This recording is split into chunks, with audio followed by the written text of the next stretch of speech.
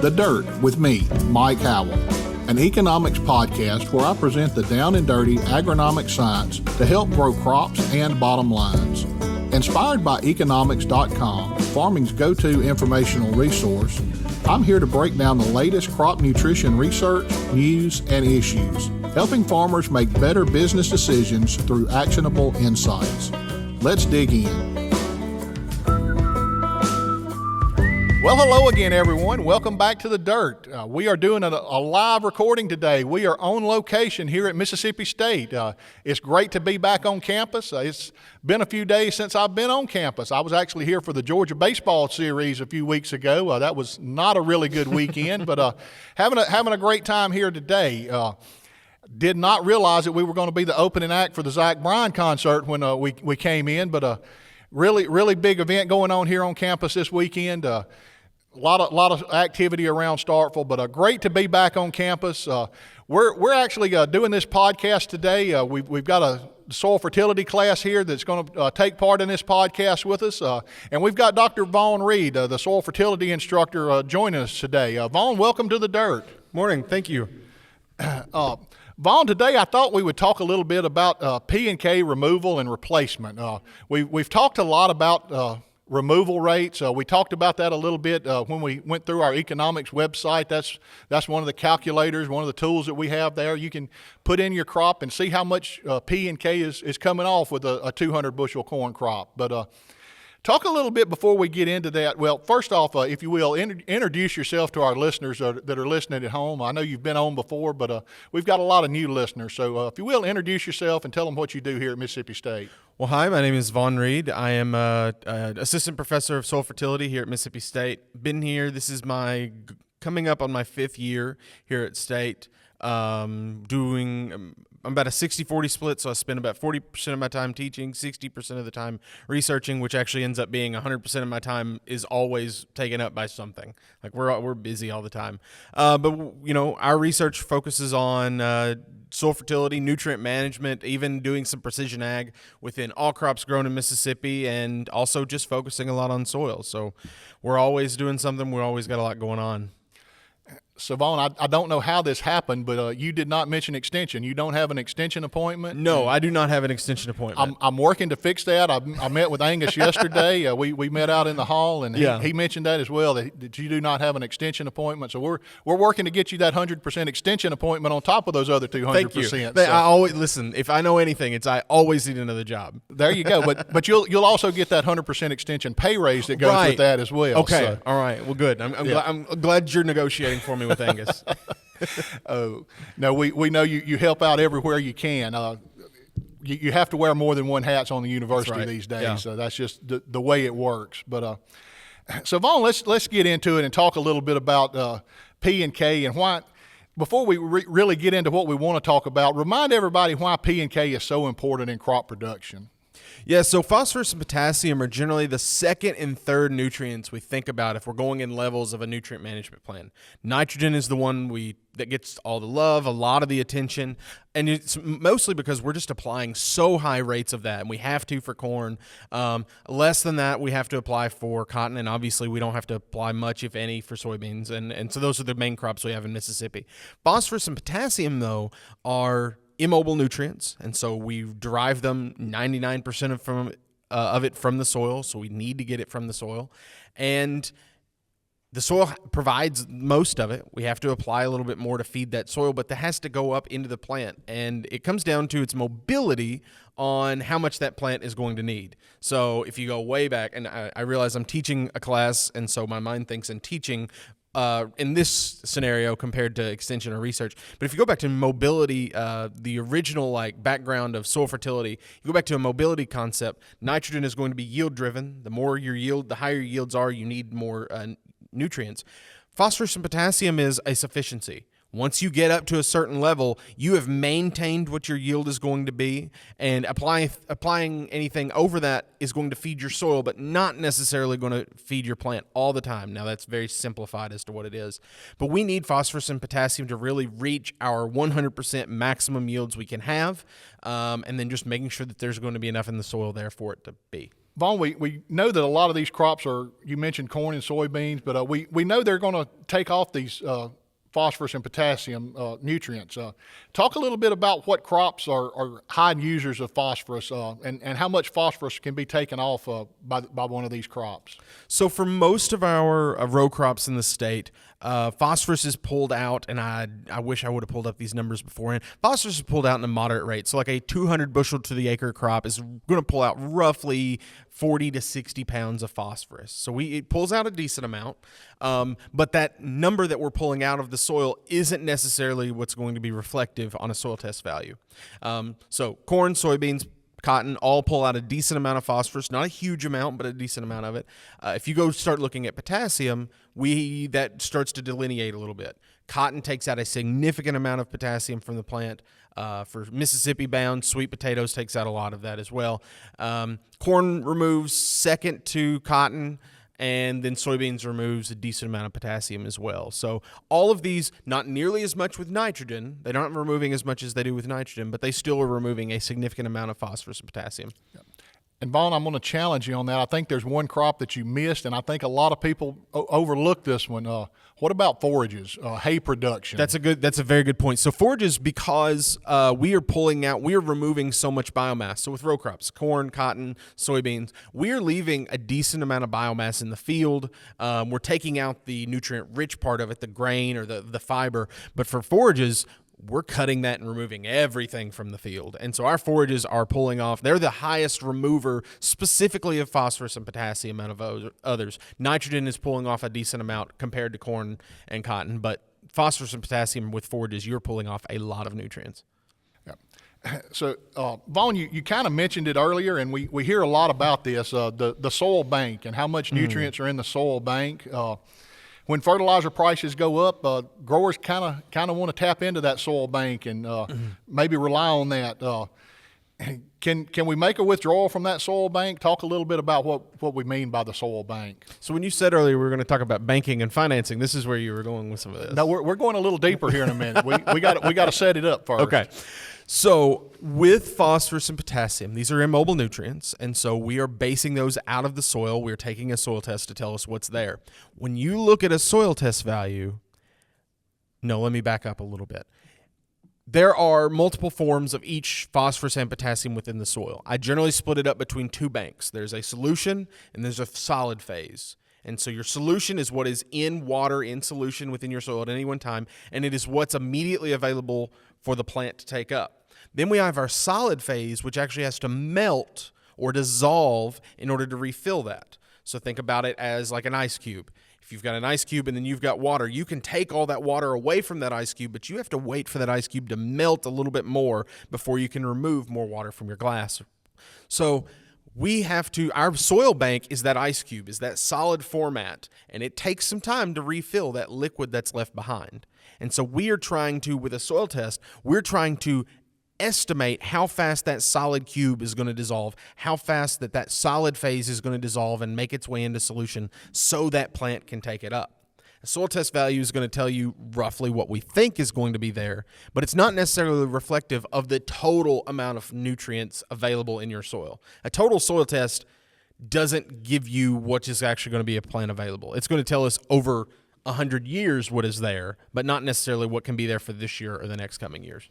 Great point, and that's something we need to pay attention to, what is actually available. Mm-hmm. So, hey, you kind of stole my thunder just a little bit. I told you we wanted to talk about banking and finance, and that's one thing that I hear in my travels, that students coming out of college these days don't have a real good understanding of banking and finance. They don't understand how to manage money, and I've heard that we need to do a better job teaching that to our students, and I probably needed to do a better job teaching that to my kids when they were coming up. But relating that back to soil fertility, I've kind of been thinking about this for a while now. And we mentioned the soil bank and the nutrients that are stored in the soil, and this can be beneficial if we've got enough money or if we've got enough nutrients stored up in the soil. But it's only going to last for so long. We can only tap into that for so long before we run into a negative balance. We've got to replace it. So. But if I go down to the bank and want to get money out of the bank, there's two ways I can get that money.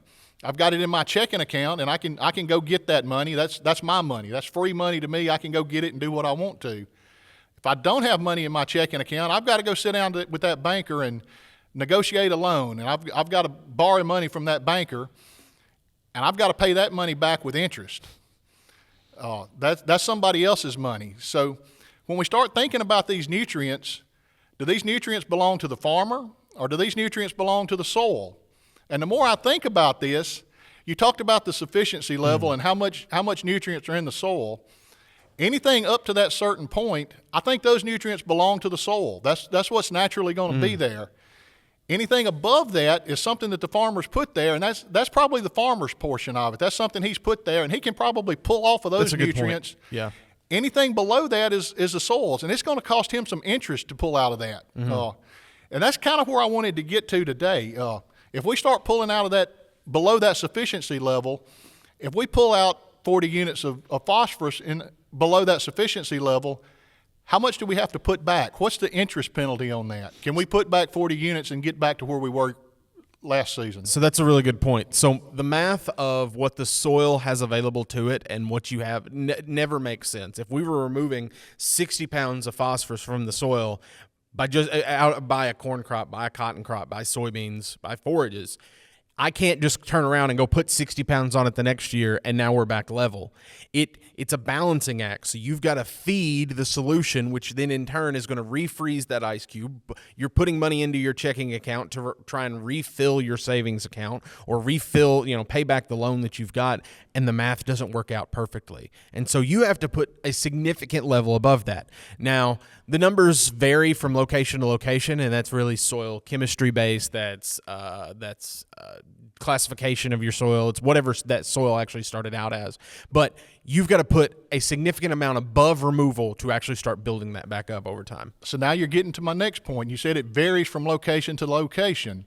That depends on what bank you go to. Different banks have different interest rates. So if we're talking about a sandy soil versus a clay soil, that interest penalty may be a little different, right? You're right. Right. No. So if we are looking at a sandy soil, that might be your local bank. Does enough exactly for the location you are, but you're not going to go take out a $1.6 billion loan from your small local bank. You're going to have to go a little bit higher above. So that's where we get into our heavier clay soils. So if you go out east of here, about 20 or 30 miles, you get into and we are just on the verge of it here, the black belt soils in Mississippi. Those are predominant heavy clay soils, CEC above 30, 40, 50 CEC. So we are very heavy soils. That is going to have a lot larger bank, and it's going to take a lot more nutrients to slowly fill those soil test values over time.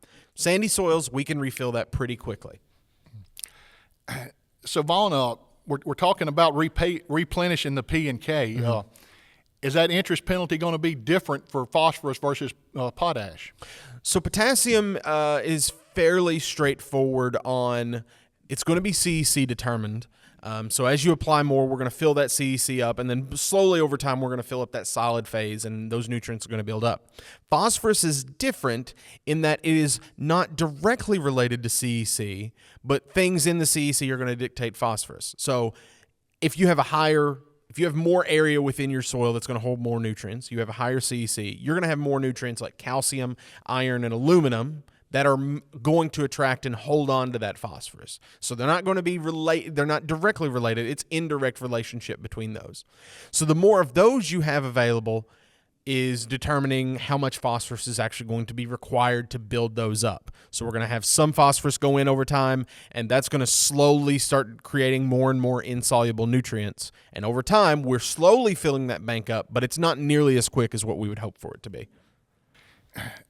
So Vaughn, we had Brian Hopkins on several weeks ago, and we talked about different strategies when it comes to nutrient management. We talked about the build and maintain. Mm-hmm. We talked about replacement. Talked about several strategies. So we've kind of beat around that topic a little bit today. So I've got a couple of questions related to that. Is it possible to build the soil test level for P and K? And if it is it economical to do that? That's a really good question. So like Brian Hopkins said, there are kind of two main approaches for phosphorus and potassium management. You can do sufficiency approach, where you apply up to exactly what this year's crop needs, and then you stop. And then you have got to build and maintain that says, I'm going to continue to apply above what this year's crop is to build my soil test value up. And then once it gets so high, we're going to tail off and maintain it. So you're going to apply a lot less over time. The answer is yes. We can build our soil test values over time. That's going to be very soil specific. Heavy clay soils are going to take a lot more nutrients and a lot more time to get there. Sandy soils aren't going to take as long. Is it economical? It really depends on what the fertilizer price is. So for this year, any producer who we've been talking to gives me a call and says, where do I try and I need to cut back on some stuff. What do we do? I'm saying we need to go back to a sufficiency, solely apply what is available for this crop this year. Let's not try and build our soil test values up and hope that in the next couple of years, fertilizer prices go back down to a point where we can replenish those nutrients over time. Now, if we've had 3 or 4 seasons of drawing down those nutrients like we probably have in the past 3 or 4 years, it's going to take a lot longer to build that back up. And so then we have to try and find some way to not only rebuild, but also make sure that what we're putting out there is still going to be enough for that crop. Yep. So Vaughn, let's kind of wrap all this up into a nice, neat little bundle. Are we better off utilizing what's in the soil when these prices get up really high, or is it better to make an application at some level no matter what the fertilizer prices are? I think you try and utilize both. I think we need to utilize what's in the soil, try and make that soil provide what that crop is going to need, but you're still going to have to supplement something. And so if we can find a way of whatever you're putting in, if we can cut that back but still maintain our yield by applying at the right time, in the right area, the right source, the right placement, that would be heavily beneficial, but you're still going to need to rely on what is going to be there for your soil to get up and really maximize your crop. Well, Vaughn, we really appreciate you joining us today. I know we've covered a lot of ground here in a short time. Is there anything you think we've missed? Any closing comments we need to talk about before we wrap up today? Right now, no, I don't think so. I think we've hit most of the stuff that I was hoping we would talk about. But, it's just important to watch your soil test and make sure that even though, and I'll be the first to tell you that a soil test isn't going to be perfect, but just watch it and make sure that you're not getting to a point that it's going to cost a lot more money to really build that back up, because it does not, we empty faster than we can put back into it. That time is a lot slower to build those values back up. Okay, well, listeners, we really appreciate you tuning in this week. For those here in the live audience, we really appreciate you joining us this week. Great to be back on campus here at Mississippi State. Really appreciate y'all joining us.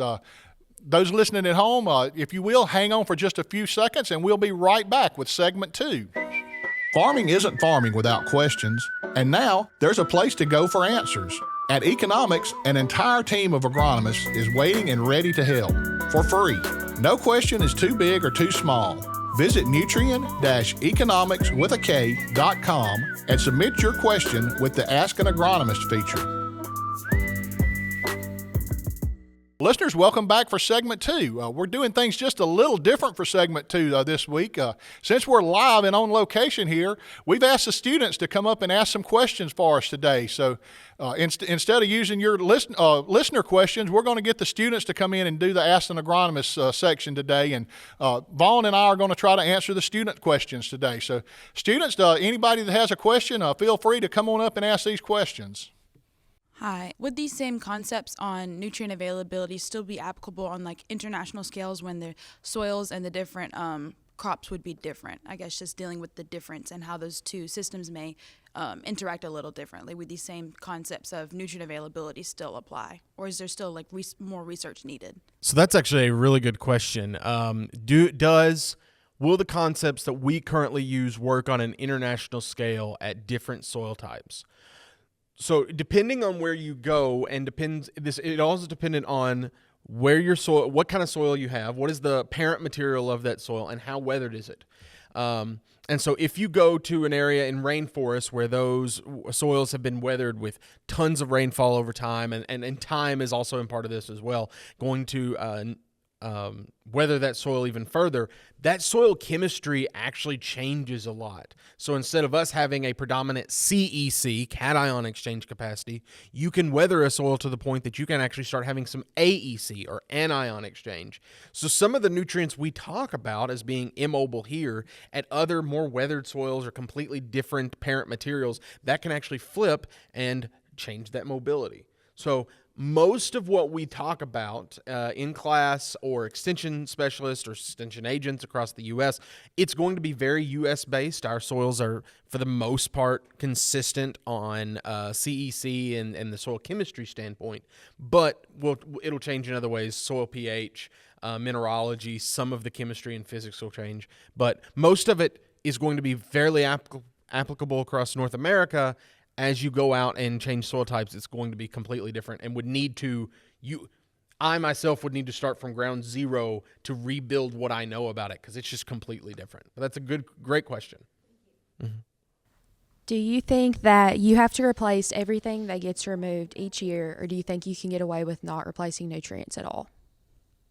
I'd have to have a lot more, not a lot more. I'd have to have some more information, mainly telling where did we start? Where did we start coming from? So there is a work out there that says that there is luxury consumption of certain nutrients. Certain nutrients like potassium, like chlorine, those are going to move into the plant with water indeterminately. It's just going to start moving into the plant. And so that plant is going to take it, go put it into storage, but not necessarily use it. We see this in cotton a little bit. We see this, even though cotton uses a significant amount of potassium, we see this in soybeans. Plants will take up more than what's there. More than what is actually required to maximize the yield. So do we need to replace everything? Depends on the nutrient and depends on what your soil test has. If your soil test comes back and you tell me you have 500 parts per million malic 3 potassium, which is a lot, then we would not need to replace what we're pulling out of that. If we have low soil test values, then we would definitely need to consider replacing what we've pulled out of it. Good question. Thank you.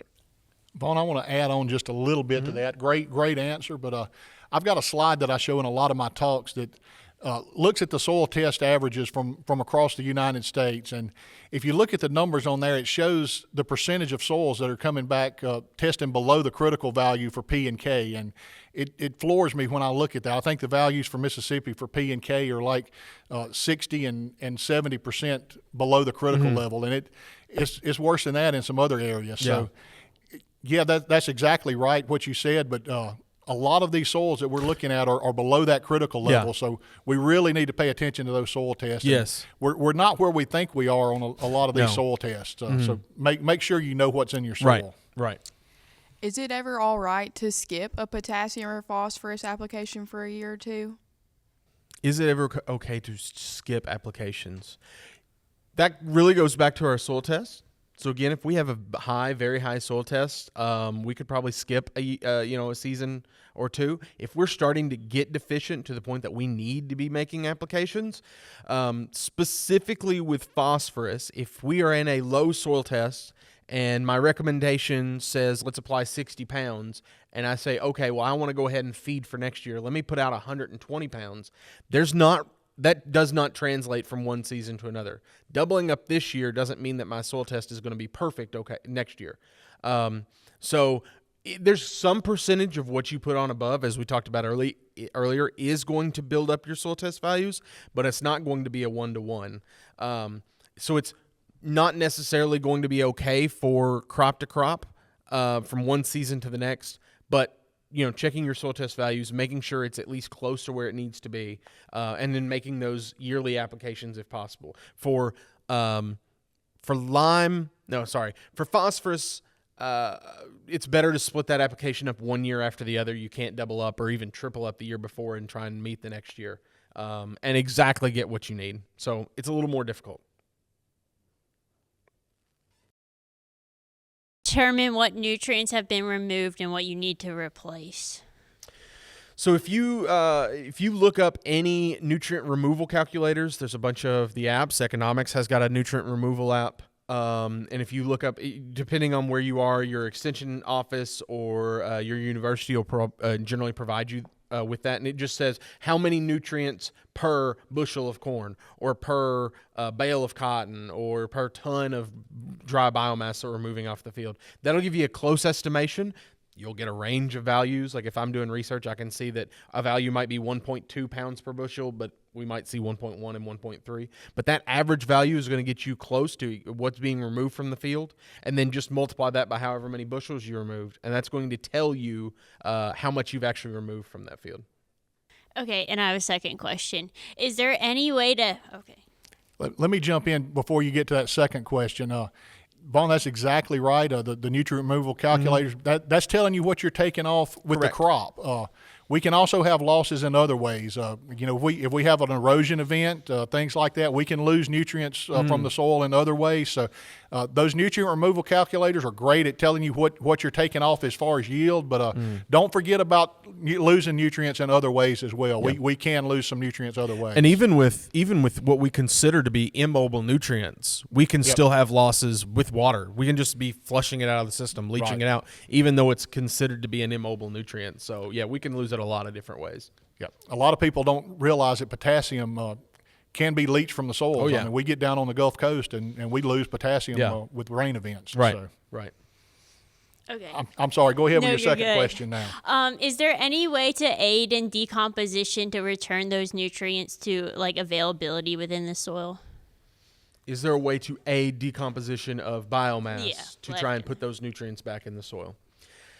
Yes and no. We can aid in decomposing organic matter. We can break that organic matter up into smaller chunks. We can increase the surface area, and that's going to speed up the decomposition of that organic matter. It's not necessarily going to feed those nutrients back into the soil. That comes down to the carbon to nitrogen, if we're talking about nitrogen, or carbon to phosphorus, carbon to potassium. Depends on those ratios, what the percent of how much carbon is there versus how much of that nutrient is there. Those bacteria that are doing the work of decomposing, they have to have those nutrients too. And so when you have a significant higher amount of nitrogen, so we say a 20-to-1, if you have less than 20-to-1 nitrogen compared to carbon, less than 20-to-1 of carbon to nitrogen, we are going to see a net return. So we're actually going to have more nitrogen be put back into the soil. But if you start getting up to 40 carbons for every 1 nitrogen, the bacteria that are going to be decomposing that are going to be consuming those nutrients themselves, and it's got to go a little bit further through the cycle before it'll actually become plant available.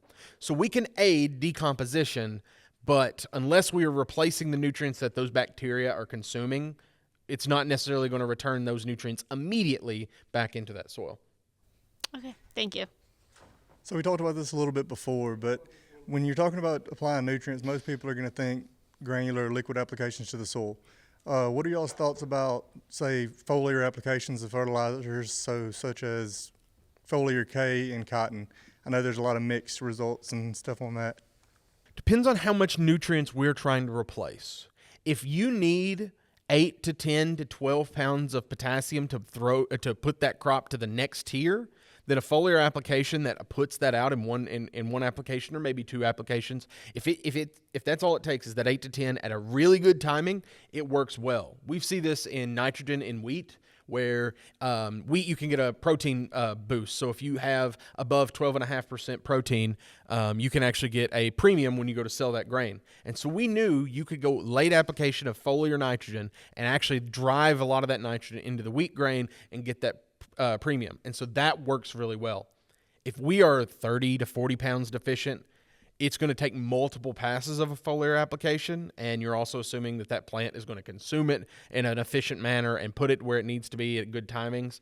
So foliar isn't going to feed it completely, but it can help in specific scenarios, specifically when you adjust that timing of when you're trying to put it out. Soil is going to be the best. Soil applied is the best. Foliar in rescue scenarios or in very timely applications. I like to think of the foliar as kind of like a Band-Aid to get you through that emergency situation, but the soil applied is by far the best way to get it there. And for nutrients like some micronutrients where we need a very small amount, Foliars can work really well because you're putting that out there, but we're really limited on a foliar application. Anything above about 8 to 10 pounds of KCl or potassium nitrate, something like that, that's actually going to start hurting the plant just because there's so much salt in it. And so you're limited by your volume for a foliar, and so that limits how much nutrients we're going to be able to put out. In times of high fertilizer prices, could banning immobile nutrients offer a greater nutrient use efficiency? If so, could rates be cut? What sources are the best for this and possible application methods? So that's a good set of questions there. Can we, are there placement options for nutrients that actually can increase their efficiency? So it's nutrient dependent. For potassium, banning potassium doesn't really do a whole lot, but for phosphorus, it's extremely beneficial. By banning phosphorus, you are putting that phosphorus nutrient, that fertilizer, in a high concentration. And so as the irons, the aluminums, and the calciums are trying to attack that phosphorus and bind it up, you have created an area around that where those nutrients are trying to get in to get phosphorus, but it's not being able to get into the middle of it yet and get all of that. So by banding phosphorus, we can actually increase that efficiency because we're keeping most of that as available as possible within the season. So we've seen in Oklahoma and Kentucky and other states as well, you can decrease your phosphorus rates 30 to 40 to 50% by putting it in a high concentrated band, what we generally consider a 2x2, so 2 inches over from the furrow, 2 inches down into the profile. We can decrease our rates 30 to 40% in that manner. It can be liquid or dry. You can do MAP, you can do DAP, triple superphosphate works well. Dry banding is a little bit more difficult, so liquid products. APP is the most popular form of liquid phosphorus we have, but really anything that has some phosphorus in it does extremely well in a banding scenario. I've heard farmers in the Delta grow radish as a cover crop, and they believe the deep taproot is bringing nutrients to the surface. Are there nutrient reserves below the root zone? And does this bring even a noticeable amount of nutrients up, even if it works? Are there nutrients deep within the profile? Yes, there are. There is, as you go deeper, there are lots of nutrients deeper in the profile. That is a fact. The problem is the concentration goes down. So if we took a profile, if we just went outside of Bost here and took a deep profile of the soil, 90% of the nutrients are going to be within that first foot. 95% are going to be within the top 2 foot. And then from there, as you go deeper within the soil, that concentration gets lower and lower. Nutrients start at the top because biomass is breaking down. You grow a crop, you're growing grass just out on the lawns. That biomass is breaking down and setting up towards the top, and then it's going to slowly percolate its way down the profile. Nutrients with a deep taproot, crops with a deep taproot, whether it be a cover crop or otherwise, can pull nutrients from the bottom, from deeper parts of that soil, and bring that up to the surface. Whether that is going to become plant available, that goes back to the conversation about breaking down organic matter. It really depends on those carbon to nitrogen, carbon to phosphorus ratios. If it is high enough concentration of some of those nutrients that it's going to be mineralized and make its way back into the soil, then that is bringing up usable nutrients that the next season would be possible of being used. If it's pulling it up and that carbon to phosphorus ratio is not, Italian ryegrass is one. Very high carbon to nitrogen, very high carbon to phosphorus. Those nutrients are not going to become available for a longer period of time. So it really depends on when you kill that cover crop out and how you're incorporating it into the profile, whether it's going to become plant available or not in the next season. Is there an optimal time for manure application of Mississippi and row crops, or is it just heavily condition dependent? I know a few farmers who applied an incorporated chicken litter in the early spring, but I know traditionally it is applied in the fall due to heavy rainfall in the spring. That's a good question about timing of manure applications. Is there an optimum timing? In my opinion, I like spring application of all nutrients. I do not like any fall. Lime is great in the fall because it gives some time for that, especially in Mississippi where we have fairly mild winters. That lime is going to react over the winter, and we're going to get some of that effect before the crop goes in. For all other nutrients, I don't want to apply anything, regardless of its source, until the spring. Nitrogen's going to be more available if we plant then.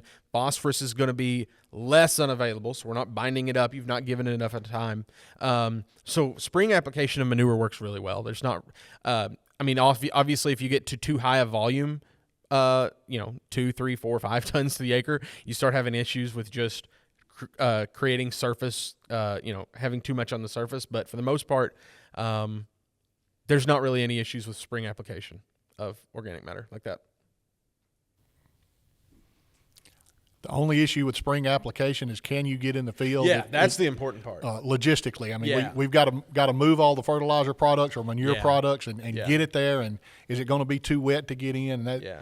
a totally different concept, but Yeah. we have to consider that as well. So. No, if I realize I work in a research and I think research most often, I would love to put every bit of nutrients. I wouldn't put anything out at planting. I would wait until emergence and then start putting my nutrients out. That's not practical. Agronomically, that's probably the best. Agronomically, yeah. Logistically, I don't know if we can do that. No. So that's why, I understand putting fall applications of phosphorus and potassium. That you got to get out there because especially as wet as it has been. Now this year is not, This year we could probably have done it. Yeah, we could have done a lot. As dry as it was early on, we had plenty of we are actually running out of moisture by the time we were trying to plant some of our stuff. So this year would have been a good year for spring application. But last year, when it rained every day for a long period of time, fall application was the only time you could have gotten it in before planting. You mentioned that there's 2 types of soil test values for every nutrient. So how does a farmer look at a soil test and decide how much you need to apply or when you need to apply it, or just make a decision on that? So if you look at your soil test values, if you get a soil sample ran by Mississippi State, if you send it to Waypoint Memphis, you send it to another commercial lab, they are going to they should return to you 2 things. A soil test value that should say parts per million or pounds per acre of certain nutrients. And then next to it, or at the bottom of the page, it should say pounds or recommendation. And so you need to apply this many pounds to the acre. If you get a soil test value, unless you tell them, I don't want recommendations, they're going to feed you something back that says, based on our data, you would need to apply X amount of pounds, depending on your crop, to maximize your yield. So just looking at your soil test and making sure that has that information. If it doesn't have a recommendation attached to it, I'm biased, so I'm going to tell you go to Mississippi State University's extension. You can look up and say, at this soil test level, Mississippi State recommends, or if you're in Arkansas, University of Arkansas, or if you're in Louisiana, LSU is going to say, at this soil test level, this is what university research and our recommendations say you need to apply to get here. Most often I would recommend even if you get soil test and fertilizer recommendations from another lab, compare that back to either another lab or a university or the university to the next state over. Try and compare a lot of those values across to just see, this state says this lab says this. I can kind of pick and choose. Do I have the money for a little more application this year and maybe try and build that up? Or if I'm trying to stick to this university says this is the level I can get away with and move on from there. Vaughn, a lot of those soil tests can be kind of confusing for a farmer to read if they don't understand that really well. And I see Dr. Angus Catchott has slipped in the back, Director of Extension here in Mississippi, but there's county agents around in just about every county, and that's not just in Mississippi, that's in every state. If you have questions about how to interpret those soil tests, take it by your local extension office. Mm-hmm. If they can't do it in the office, they can pick up the phone and find people like yourself to help them interpret those soil tests. And again, utilize your extension agents. Even if it's not a Mississippi State soil test, if you bring it in and say, I'm having a really hard time understanding that, they will, if they don't know it, they will get you to somebody who will know that, because that's what we're here for. We're here to help. So I can talk you through. I get emails all the time about, here's my soil test, tell me what it is, and it's not from us. And that's okay. It's not why we're here. We're here to help everyone looking at that. Also, you don't recommend fall applications? In a perfect world, spring applications is better. Nitrogen, I would never recommend a fall application. Phosphorus and potassium, I understand the practicality aspect. If you can get out in the spring, I would love to do that. I mean, we've seen that you can wait pretty late on past emergence for corn and soybeans on phosphorus and potassium. Wait a little bit into the season, and that's okay. So if you can wait to the spring, that's great. If you can't, I understand it and realize that practicality, if you've got to cover 10,000 acres, covering 10,000 acres in the spring, dodging rainfall events is pretty hard to do. Thank you. Mm-hmm. Hi. My question is about the farmer using I mean, most of the farmers are using heavy machinery in the field. So for that reason, is there any impact for heavy machinery in the soil nutrient? And is there necessarily any impact of soil, heavy machinery over fields? For nutrient management standpoint, not necessarily. So by taking heavy machinery over the field, especially if you're running in the same rows you've ran every year, you're using the same A-B lines, you're driving over the same spot, you're compacting that soil tighter and tighter over time. Now, when we're doing a lot of tillage, that's not as big of an impact specifically in the top 6 inches to a foot where we're normally doing that. It's not going to impact the chemistry of nutrient management. It's mostly going to impact the plant. And so if we have a really hard layer at 3 to 4 inches deep, we can have all the nutrients in the world underneath that. But if the plant's roots can't expand and dig through that, they're not going to have access to it. So it's not going to impact the chemistry. It more impacts the physics of can that plant get through that surface. So, Dr. Reed, you were talking about soil test recommendations for let's say you have a very high soil test potassium. I know fertilizer costs are really high this year. If, let's say we get back a soil test from the lab says very high, recommendation is 0 potassium for that acre. Why then would cotton yields go down if a potassium application is skipped for that year? So soil tests, unfortunately, are not perfect. Soil fertility, nutrient management is not perfect. My dissertation, my master's thesis, everything that I have done shows that soil tests work often, extremely often, above average. But there are some scenarios in which that your soil test is estimating a certain value, but is actually not telling what all that plant is going to need. And so if you go to the definition of what a soil test is, it is estimation of plant available nutrients, not this is exactly what's going to be plant available. We grew some corn at the Brown Loam Research Station last year. We grew 300 bushel corn. The soil test value was 160 pounds, 160 parts per million, or let me make sure I'm converting right, 320 pounds of phosphorus to the acre, which is way above 10 times or 5 times higher than what we would expect to need. And by applying phosphorus, we got a yield bump. And so there are times in which that your soil test would say no, but it doesn't necessarily mean that that is going to be perfect. It just means as you go higher above that critical value, whatever your soil test is, as you go higher, your chance of response goes a lot less. Not to 0, but a lot less than it was before. Thank you. Another thing that could factor into that is when you take those soil samples, if those samples were taken in the fall, there's a chance you could have lost some of that available nutrients there. So I don't know where the location was that he was asking about, but if that was in South Mississippi and on some of those deep sandy soils, we could have lost some of that potassium during the winter months. A lot of different scenarios that could factor into that. There's a lot of natural fluctuations of soil samples over time, regardless if you're growing anything or not. Moves with water down the profile, moves with water back up through the profile later in the season as things dry up and we're pulling water to the top. So there's just going to be natural fluctuations, but that's a good point.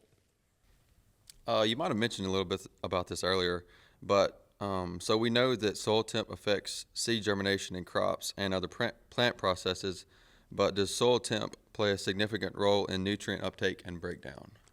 Does soil temperature significantly impact nutrient uptake and breakdown? So soil temperature is going to dictate the chemical dynamics of moving a nutrient from one form into another. So we used the example earlier of a glass of ice and you've got ice cubes and you've got water within that. The warmer that temperature is, the faster that conversion from ice into water happens. The same thing with solid nutrients into solution. As that temperature increases, you're going to increase that flow to a point. It's not going to exponentially increase. The difference between 80 and 90 degrees, or let's just say for soil temperatures, 60 to 70 degrees, that's not going to double it or anything. But as you increase your soil temperature, you're going to have faster conversion, not necessarily enough for in season to really tell the difference, unless we're talking about organic matter. As you increase your soil temperature, as you increase your ambient temperature, those bacteria are going to increase their activity and break down nutrients faster. So sometimes we might see an early deficiency of phosphorus or an early deficiency of potassium, but then as that temperature warms up, that organic matter on the surface might break down, put it back into the soil, and then that plant can actually take some of that up. So you might see some early deficiencies that warming up will actually help with. Hey, great question. I really like your cap. There's your new one. Hey, do you think the soil microbiome approaches will ever replace the current fertilizer application, and or are they more likely to be more complementary, and then as an integrated nutrient management perspective? And what do you think are the required steps to take for farmers to adapt soil microbiome nutrient management aspect? So it's a multi-step question. Does soil microbiome influence nutrient availability? The answer is yes. Soil microbiome have to break down that organic matter in order for it to become plant available. Then you have the nitrogen cycle or the sulfur cycle, which is going to be processing some of those bacteria, are going to be uptaking nutrients to break down more organic matter and then releasing some of those over time. For nitrogen, we see the nitrification going from urea into ammonium, into ammonia, into nitrate, making its way all the way around. We rely on bacteria to do a lot of this cycling for us. So that's extremely important to have. Your second question is, was how, could you repeat your second part? The second part is, are we ever gonna replace the current nutrient management with microbiome side completely, or do we not need to apply any nutrients at all? So if you brought me back moon soil and I adjusted the pH and put enough nutrients, we could grow things off of that. But the cycling of nutrients from taking it up and replacing it back into the soil isn't going to work as well because there's not a soil microbiome there. Can we influence that? That's very dependent. There's a lot of work being done right now to see if we can introduce a new microbiome and that influence and change the soil and change some of those nutrients up.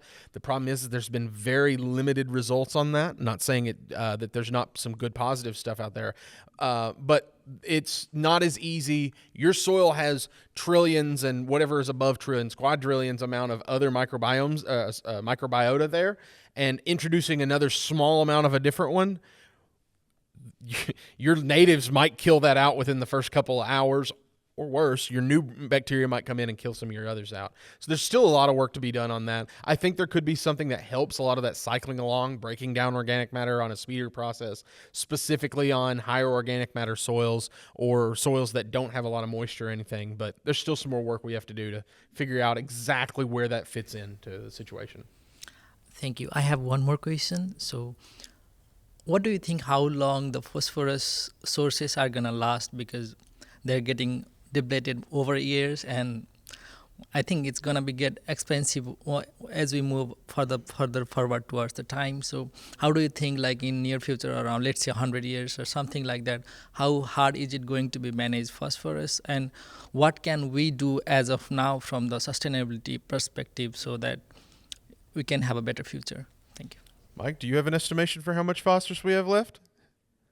You know, I'm hearing reports that some of the mines have 40 to 60 years left. There's some things going on now to help extend the life of those mines. There's some things like the micronized sulfur technology that Nutrien is utilizing. That's supposed to help extend the life of those mines. So, you know, it depends on where the mine is located, how long those mines are good for, and there's, you know, who knows? We may tap into some new mines in the not too far off future. So some of the existing mines that we know the life cycle of those, the lifespan of those, but who's to say we don't know about a mine that we're going to tap into here not too far down the road? I think I read something a month or so ago about they had just found another fairly large mine on, I can't remember exactly where it was, but so yeah, we are, as currently stated, we think we're going to run out in the next 100 years, 60 to 100 years. As for how do we increase that efficiency or what can we do to slow that down, I think we've done a lot of really good work of understanding